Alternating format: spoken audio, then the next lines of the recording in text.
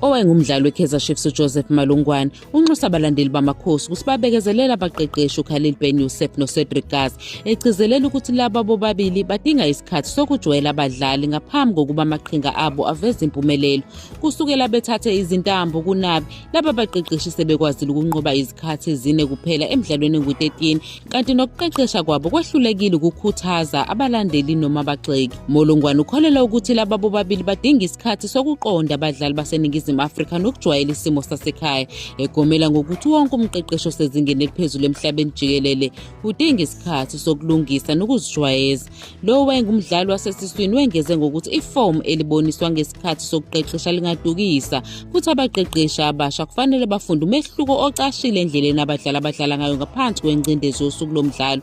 Uveza ukuthi iChiefs inabaphathi abasezingeni eliphezulu eNingizimu Afrika futhi ngeke iqashe abaqeqeshi abangalungile. Wagcizelela isidingo sokuhlonipha isinqumo seqembu sokunikeza abaqeqeshi isikhathi, okufana noPep Guardiola ongazange ayiwine iligi ngesizini yakhe yokuqala kuManchester City.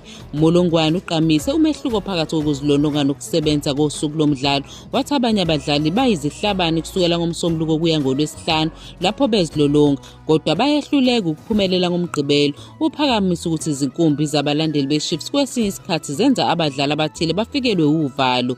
Ngakolunye uhlangothi ubalula ukuthi abadlali abaningi eNingizimu Afrika bangase babonakale bengadlali kahle, bededela nebhola kalula lapho beziqeqesha, kodwa bahlale beletha amagoli kanye nokusiza ngesikhathi semidlalo. Malungwane uphethe ngokuthi abaqeqeshi badinga isikhathi sokufunda izinto ezicashile ngokudlala kwabadlali eNingizimu Afrika.